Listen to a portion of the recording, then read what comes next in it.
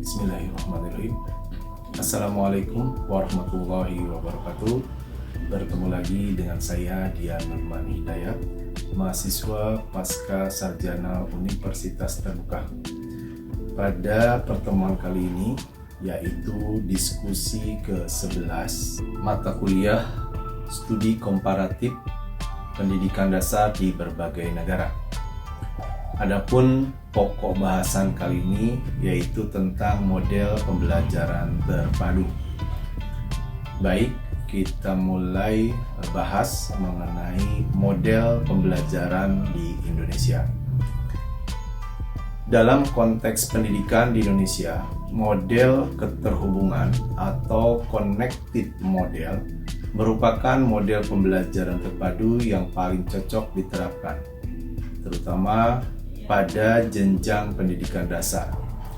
Hal ini disebabkan oleh karakteristik kurikulum Indonesia yang menekankan pada pengembangan kompetensi dasar secara lintas mata pelajaran. Sesuai dengan semangat kurikulum Merdeka yang mendorong pembelajaran kontekstual dan bermakna bagi siswa. Model keterhubungan menekankan integrasi beberapa konsep dari mata pelajaran yang berbeda, tetapi masih dalam satu tema atau topik yang sama, sehingga memudahkan guru dan siswa dalam membangun pemahaman holistik. Model ini juga sesuai dengan pendekatan tematik yang telah lama diterapkan di SD Indonesia. Menurut Pogarty tahun 1991, model keterhubungan atau connected model bertujuan untuk menyatukan isi dari satu mata pelajaran atau menghubungkan antara satu mata pelajaran dengan mata pembelajaran lain secara logis dan alami. Model ini menolong siswa dalam, pertama, mengembangkan kemampuan berpikir lintas disiplin, kedua, melihat hubungan antar konsep, ketiga, meningkatkan keterlibatan belajar karena pembelajaran terasa relevan. Dalam penelitian oleh Hermawan dan Mulyati tahun 2019 dijelaskan bahwa model keterhubungan memungkinkan peserta didik mengkonstruksi pengetahuan secara menyeluruh dan tidak terkotak-kotak.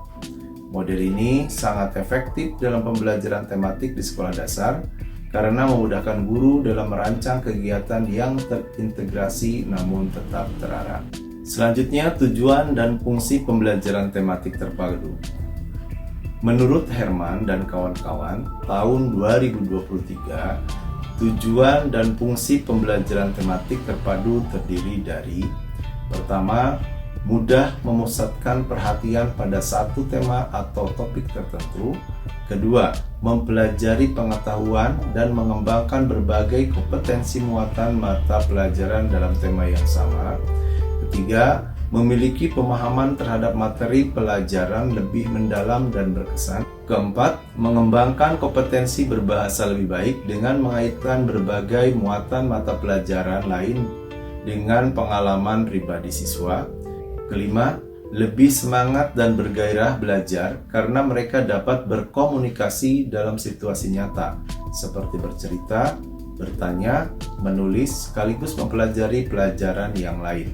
Keenam, lebih merasakan manfaat dan makna belajar karena materi yang disajikan dalam konteks tema atau subtema yang jelas. Ketujuh, guru dapat menghemat waktu karena muatan pelajaran yang disajikan secara terpadu dapat dipersiapkan sekaligus dan diberikan dalam 2 atau 3 pertemuan, bahkan lebih, dan atau pengayaan. Kedelapan, budi pekerti dan moral peserta didik dapat ditumbuh kembangkan dengan mengangkat sejumlah nilai budi pekerti sesuai dengan situasi dan kondisi. Landasan pembelajaran tematik terpadu.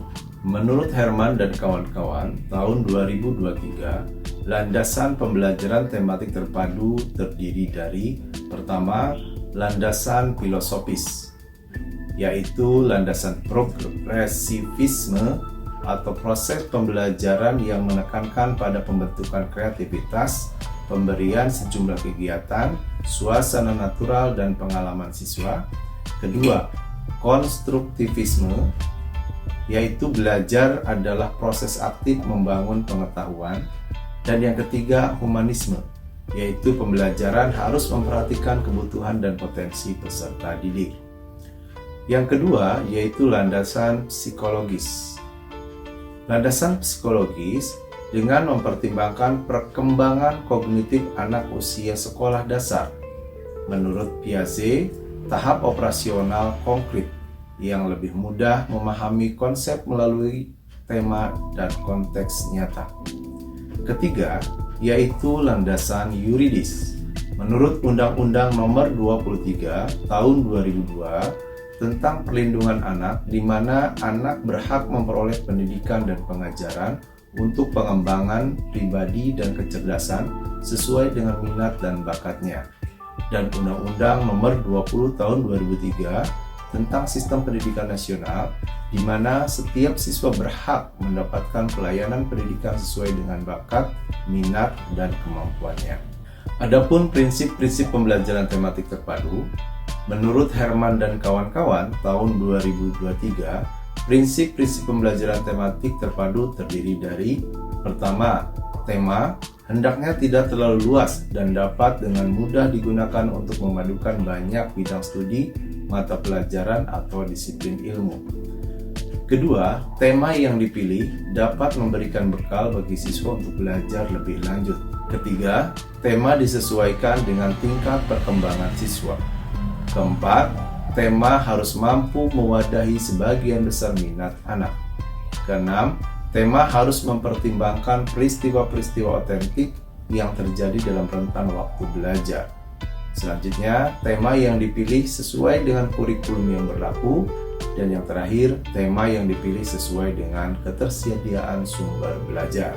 Sedangkan untuk rambu-rambu pembelajaran tematik terpadu, masih menurut Herman dan kawan-kawan, yang pertama adalah tidak semua pelajaran harus dipadukan. Kedua, kemungkinan terjadi penggabungan kompetensi dasar lintas semester. Ketiga, kompetensi dasar yang tidak dapat dipadukan tidak boleh dipaksakan untuk dipadukan. Kompetensi dasar yang tidak diintegrasikan dibelajarkan secara tersendiri. Keempat, kompetensi dasar yang tidak tercakup pada tema tertentu harus tetap lain maupun diajarkan baik melalui tema lain maupun disajikan secara tersendiri. Kelima, kegiatan pembelajaran ditekankan pada kemampuan membaca, menulis, dan berhitung serta penanaman nilai-nilai moral. Keenam, tema-tema yang dipilih disesuaikan dengan karakteristik siswa, minat lingkungan, dan daerah setempat. Untuk tahapan pembelajaran tematik terpadu, masih menurut Herman dan kawan-kawan tahun 2023, tahapan pembelajaran tematik terpadu terdiri dari: pertama, tahap perencanaan, di antaranya memilih atau menetapkan tema, melakukan analisis standar kompetensi lulusan, kompetensi inti, kompetensi dasar, dan menjabarkan indikator. Membuat hubungan pemetaan antara KD dan indikator dengan tema, membuat jaringan KD, menyusun silabus tematik, dan menyusun rencana pelaksanaan pembelajaran. Selanjutnya, yang kedua yaitu tahap pelaksanaan. Terdiri dari: 1. Pembukaan dengan melakukan apersepsi dan motivasi dengan konteks nyata dan pertanyaan pemantik. Kedua, kegiatan inti. Terdiri dari eksplorasi tema melalui aktivitas lintas mata pelajaran, kegiatan kolaboratif, diskusi, eksperimen, dan pengamatan, penerapan strategi pembelajaran aktif, problem-based learning, discovery learning, inquiry-based learning, dan kegiatan ketiga yaitu penutup yang terdiri dari refleksi, simpulan, dan umpan balik. Selanjutnya yaitu tahap penilaian.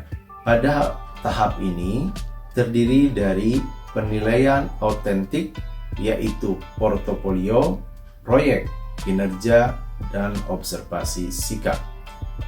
Kedua, yaitu penilaian terintegrasi, di mana hasil belajar dalam berbagai mata pelajaran dinilai secara bersamaan.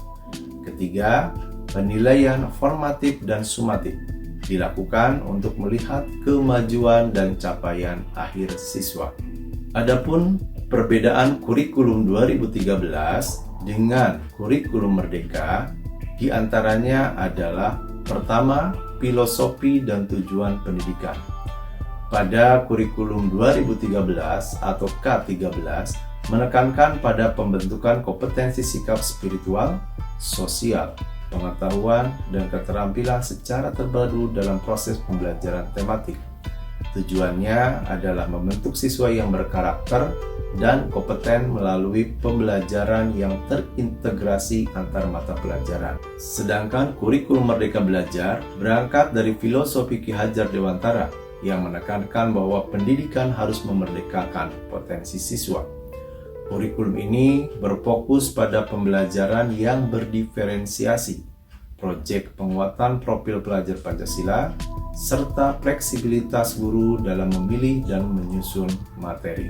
Perbedaan kurikulum 2013 dan kurikulum Merdeka dalam hal struktur kurikulum.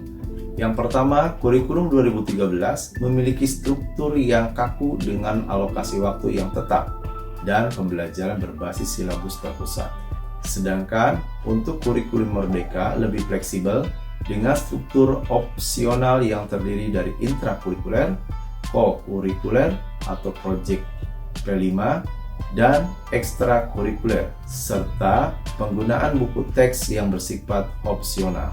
Selanjutnya yaitu berdasarkan pendekatan pembelajaran.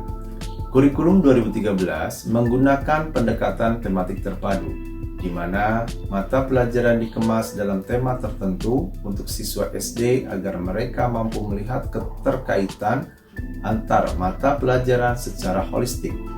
Fokusnya adalah pada penguatan karakter melalui pendekatan scientific approach atau mengawasi, menanya, mencoba, menalar, dan mengkomunikasikan. Sedangkan kurikulum Merdeka mengedepankan pembelajaran berbasis kompetensi, diferensiasi, dan proyek penguatan profil pelajar Pancasila. Pendekatan ini memberikan kebebasan kepada guru dan sekolah untuk menyesuaikan pembelajaran dengan karakteristik peserta didik, konteks lokal, dan kebutuhan zaman. Dari sisi peran guru dan siswa, dalam kurikulum 2013, guru masih memiliki peran yang cukup dominan dalam merancang kegiatan belajar. Sebaliknya, dalam kurikulum Merdeka, peserta didik didorong menjadi subjek aktif dalam pembelajaran, sehingga guru berperan sebagai fasilitator yang membimbing berdasarkan minat dan gaya belajar siswa. Berdasarkan penilaian dan asesmen, kurikulum 13 menggunakan asesmen autentik dengan rubrik untuk semua kompetensi dasar. Namun, dalam prakteknya banyak guru yang masih terjebak pada penilaian kognitif semata. Sedangkan kurikulum Merdeka mendorong asesmen sebagai alat diagnosis formatif, bukan hanya sumatif. Penilaian dilakukan untuk memahami posisi awal siswa dan menyesuaikan intervensi pembelajaran yang tepat. Selanjutnya, bagaimana implementasi di sekolah? Di tempat saya bekerja, yaitu SDN Kebon Baru 05, Kecamatan Tebet, transisi dari kurikulum 2013 ke kurikulum Merdeka dilakukan secara bertahap sejak tahun ajaran 2022-2023.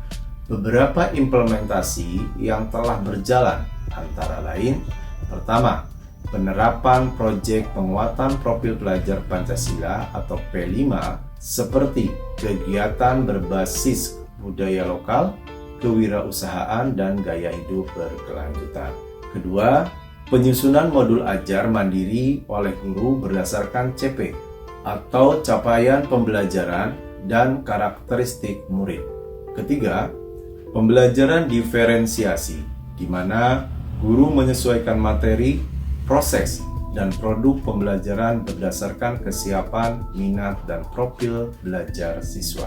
Keempat, guru juga telah mengikuti pelatihan komunitas belajar Merdeka Belajar yang mendukung pemahaman akan pelaksanaan kurikulum baru ini.